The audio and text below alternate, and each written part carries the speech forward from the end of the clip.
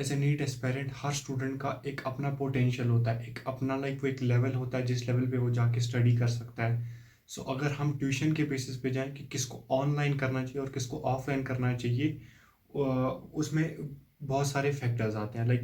अगर as an आपने अभी आप एक ऐसे स्टूडेंट हो जिसने अभी अभी 10th क्लियर किया है and you want to be a doctor and आप नीट क्वालिफाई करना चाहते हो। सो अगर आप देखो, एक 3 कैटेगरी के स्टूडेंट होते हैं। एक स्टूडेंट वो होता है जो नहीं पढ़ता है। एक स्टूडेंट वो होते हैं जो पढ़ते हैं बट वो कंसिस्टेंट नहीं होते हैं पढ़ाई को लेकर, पढ़ रहे होते हैं एग्जाम के लिए पढ़ते हैं बस, दैट्स इट। और एक स्टूडेंट वो उस टाइप का होता है जो कंटिन्यूसली पढ़ रहा होता है। वो एग्जाम के लिए नहीं पढ़ता, वो सिर्फ पढ़ रहा होता है अपनी नॉलेज बढ़ाने के लिए, और वो कंटिन्यूसली कंसिस्टेंसी के साथ दिन ब दिन वो पढ़ता जाता है। उसकी स्टडी किसी की और चीज़ के साथ रिलेट नहीं करती है। सो उसको पढ़ना है, वो इसलिए पढ़ रहा है। सो ये 3 कैटेगरी के स्टूडेंट्स आते हैं। अगर हम इन 3 कैटेगरीज के स्टूडेंट को फिर फर्दर डिवाइड करें कि उसमें फिर आधे आ जाते हैं ड्रॉपर्स आ जाते हैं, एक फ्रेशर्स आ जाते हैं, फिर 11th 12th वाले, एंड कुछ वो वाले आ सकते हैं जो टॉपर्स होते हैं। तो अगर हम इन बेसिस पे अगर चीज़ों को डिवाइड करें तो हमें डिफरेंट टाइप के स्टूडेंट का डिफरेंट वो एक एस्पेक्ट मिल सकता है कि वो उसको ऑफलाइन जाना चाहिए, उसको ऑनलाइन जाना चाहिए। तो अगर देखा जाए एक ऐसे स्टूडेंट के लिए जो अभी 11th और 12th में अभी जो अभी 11th में आए हैं, तो मुझे लगता है उनके लिए जो जो टॉपर्स हैं उनको तो फ़र्क ही नहीं पड़ेगा। दे विल वो उनको फ़र्क ही नहीं पड़ता कि वो ऑनलाइन ज्वाइन करें या ऑफलाइन। वो दोनों चीज़ों के लिए फिट होंगे, क्योंकि उनकी उनको एक आदत बन गई होती है इतने सालों से पढ़ पढ़ के कि वो अगर वो ऑनलाइन बैठेंगे घर पे, सो दे कैन कंटिन्यूसली वो लॉन्ग टर्म की क्लासेस घर पे बैठ के एक कंसिस्टेंसी के साथ दिन डेली बेसिस पे दे सकते हैं। लेकिन अगर कोई ऐसा स्टूडेंट होगा जिसको उतनी आदत नहीं है पढ़ने की, सो उसके लिए घर पे बैठ के ऑनलाइन क्लासेस देना वो प्रॉब्लम क्रिएट कर सकती है उसके लिए, क्योंकि वो कंसिस्टेंट नहीं रहेगा अपनी पढ़ाई को लेकर। सो उस बेसिस पे अगर देखा जाए तो अगर कोई ऐसे स्टूडेंट है जो अभी 11th में आए हैं, तो उनके लिए अगर वो कंसिस्टेंट नहीं है अपनी पढ़ाई को लेकर, उनके लिए ऑफलाइन जाना इज़ मच बेटर। क्यों? क्योंकि वो ऑफलाइन जाके वहाँ पे क्या होता है, ऑफलाइन के इंस्टीट्यूशन पे वो स्टूडेंट से काम निकलवाते हैं। लेकिन अगर आप ऑनलाइन पे आपकी वो टीचर स्टूडेंट के की डायरेक्टली इंटरेक्शन नहीं होती, जिस वजह से आपकी प्रॉब्लम हो सकती है। तो ऑफलाइन अगर आप जाओगे, वो टीचर स्टूडेंट की डायरेक्टली इंटरेक्शन होगी, फिर वहाँ पे आप टीचर्स के साथ डायरेक्टली जाके बात करके वो एक इंटरेस्ट डेवलप होता है जिसकी बेसिस पे आप आप एक कंसिस्टेंसी में आओगे।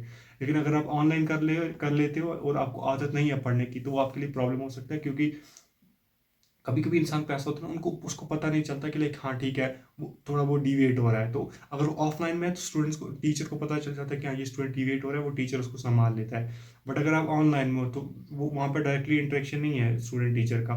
तो उस वजह से आप अगर आप डिविएट हो रहे हो तो आपको कोई ना समझा नहीं सकता कि हाँ ये प्रॉब्लम वो प्रॉब्लम है, कोई मेंटोर नहीं है आपका। लेकिन अगर आप ऑफलाइन जा रहे हो तो मेंटोर है आपका। टॉपर्स के लिए सेम, अगर जो जो पढ़ते आ रहे थे टाइम से, वो ऑनलाइन ऑफलाइन करें, उनको कोई फर्क नहीं पड़ता। उनका माइंड क्लियर है कि हाँ मुझे घर पे बैठ के करना तो भी कोई प्रॉब्लम नहीं है, ये मुझे ऑफलाइन जा रहा हूँ तो भी कोई प्रॉब्लम नहीं है, उनकी कोई प्रॉब्लम नहीं होती है। फिर तीसरी कैटेगरी में आते हैं 10th क्लियर करने के बाद droppers.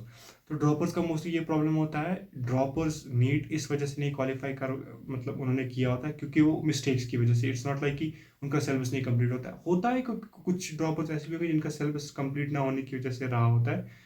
But most of the droppers मुझे लगता है जो नीट सिंसियरिटी के साथ लॉयल्टी के साथ देते हैं, उनकी प्रॉब्लम ये होती है कि वो मिस्टेक्स को अपनी पॉइंट आउट नहीं कर पाए होते हैं वो एक 11th 12th के उस फेज में। तो इस वजह से उनको ड्रॉप लेना पड़ता है। तो अगर इस ड्रॉप के बेसिस पे देखा जाए उनको ऑनलाइन जाना चाहिए ऑफलाइन, तो मुझे लगता है online is the best thing जो एक ड्रॉपर कर सकता है। क्योंकि ड्रॉपर को चाहिए मैक्सिमम टाइम अपनी मिस्टेक्स को पॉइंट आउट करने के लिए, एंड वो अपनी मिस्टेक्स को पॉइंट आउट ऑनलाइन कर सकता है क्योंकि उसको ज़्यादा टाइम मिलेगा। ड्रॉपर्स को जस्ट ड्रॉपर को टाइम चाहिए होता है, उसको ट्यूशन नहीं चाहिए होता, क्योंकि ट्यूशन तो वो 11th 12th में ले चुका है। अभी उसको ड्रॉप इसलिए चाहिए ताकि अपनी मिस्टेक्स को पॉइंट आउट करे। तो ड्रॉपर्स को online is the best thing. और हाँ, टेस्ट सीरीज इज़ इंपॉर्टेंट। किसी भी इंस्टीट्यूशन की जैसे कि आकाश है, पीडब्ल्यू है, एलन है, वो किसी की भी टेस्ट सीरीज ले सकता है, उसको वो उस टेस्ट सीरीज को कंटिन्यू कर सकता है। बट हाँ, घर पे बैठ के अपनी मिस्टेक्स को पॉइंट आउट करना ऑनलाइन के साथ, ऑनलाइन क्योंकि उसने पढ़ा होता है, उसके पास नोटबुक्स होता है, उसके पास मटेरियल होता है, तो उससे वो कंटिन्यू कर सकते हैं, उसको पता है कि हाइज एंड लोज क्या है एज अ ड्रॉपर।